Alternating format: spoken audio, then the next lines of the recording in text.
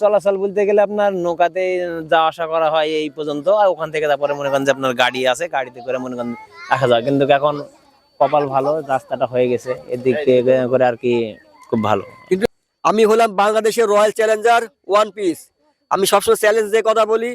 Challenger শুধু challenge ছাড়া কথা বলে না, চ্যালেঞ্জার সব সময় আপনাদের মাঝে উপস্থিত থাকে এবং এক প্রান্ত থেকে আরেক প্রান্ত ছুটে বেড়ায়। বাংলাদেশের রয়্যাল চ্যালেঞ্জার ওয়ান পিস, খাপে খাপ জব্বারের বাপ, অর্থাৎ এক ফাইলই যথেষ্ট। আর আমি হলাম বাংলাদেশের ওয়ান পিস। আমি শহর এবং গ্রাম অঞ্চলে ভিডিও করি। আর আমি এক ভিন্ন জগতে আসলাম। আমি এক ভাইয়ের সঙ্গে কথা বলবো, এই বিলের নাম কি দেওয়া হয়েছে, আর এই বিলে কি পরিমাণ পানি আসে এবং মাছ হয় কিনা। আসসালামু আলাইকুম ভাই। ওয়ালাইকুম আসসালাম ভাই। ভাই আপনার নাম? আমার নাম মোহাম্মদ সবুজ। আচ্ছা ভাই, আপনার কাছে প্রশ্ন, এ বিলের নাম কি দেওয়া হয়েছে, বা এ বিলে কি কি পাওয়া যায়, বা মাছ কিরকম পাওয়া যায়, বা কি টাইপের মাছ পাওয়া যায়, একটু যদি বিস্তারিত খুলে বলতেন। এই বিলের নাম দেওয়া হয়েছে হিন্নার বিল দেওয়া হয়েছে। আর এই বিলে মনে করেন যে অনেক ধরনের মাছ পাওয়া যায়, তার মধ্যে আপনার হচ্ছে কাতল, বোয়াল, তারপরে মনে করেন যে এই পুঁটি, ট্যাংরা, এই কানস ইত্যাদি, মানে সবকিছু মাছ পাওয়া যায় আর কি এখানে। কিন্তু আমার প্রশ্ন হলো, এখানকার যারা স্থানীয় আছে তাদের জীবিকা উপার্জনের উপায়টা কি? এই শুধু এই মৎস্য চাষ করে?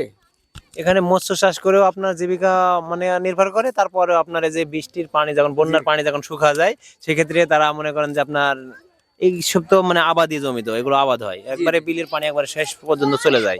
এটা মনে করেন যে আপনার 6 মাস বিলে পানি থাকে, 6 মাস থাকে না, এরকম type এর, এরকম তাই না? সিস্টেম।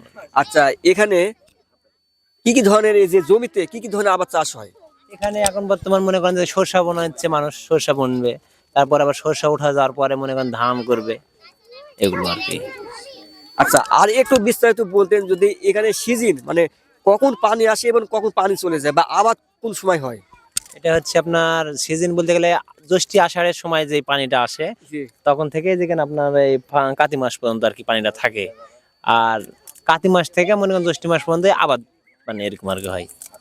কিন্তু যখন পানি আসে, হ্যাঁ হ্যাঁ, পানিটা কি পরিমাণ আসে এবং কারো ক্ষতি হয় কিনা, যারা এখানকার স্থানীয় আছে? পানি আসলে ক্ষতি অবশ্য সবারই হয়, না হওয়া না। যখন মনে করেন যে আপনার আউশের ধান যেগুলো থাকে সেগুলো এবারকে তো মনে করেন যে তলায় যায়। জি।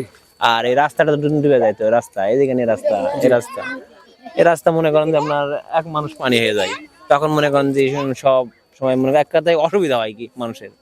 আচ্ছা, কিন্তু চলাচল কিভাবে, যখন পানি আসে তখন চলাচলটা চলা কিভাবে? চলাচল বলতে গেলে আপনার নৌকাতে যাওয়া আসা করা হয় এই পর্যন্ত, আর ওখান থেকে তারপরে মনে করেন যে আপনার গাড়ি আছে, গাড়িতে করে মনে করেন আসা যায়। কিন্তু এখন কপাল ভালো, রাস্তাটা হয়ে গেছে এদিক থেকে করে আর কি, খুব ভালো। কিন্তু একটু দর্শকদের ক্যামেরার সামনে বলুন, এ কোন সময় আলে দর্শকদের ভালো লাগবে, যারা একটু ঘোরার জন্য আসতে চায় বা দেখার জন্য আসতে চায়? দর্শকেরা আসলে পরে মনে করেন গরমের সিজনটা আসলে সবচাইতে ভালো এখানে। গরমের সিজন, তাই না? আচ্ছা, টুরিস্ট টুরিস্ট স্পট কেমন এখানে টুরিস্ট? এখানে আপনার ভালোই আসে।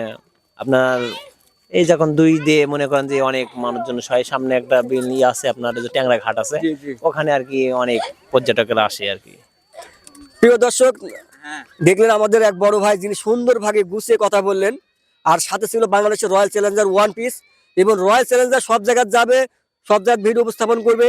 কারো যদি ভিডিও জায়গায় কোনো লোকেশন থাকে ভালো, অবশ্যই কমেন্ট বক্সে জানাবেন। কোন জায়গাতে গেলে, কোন পরিবেশে গেলে ভিডিও ভালো হবে, অবশ্যই কমেন্ট বক্সে জানাবেন।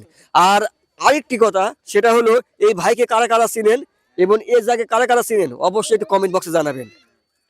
ধন্যবাদ সবাইকে।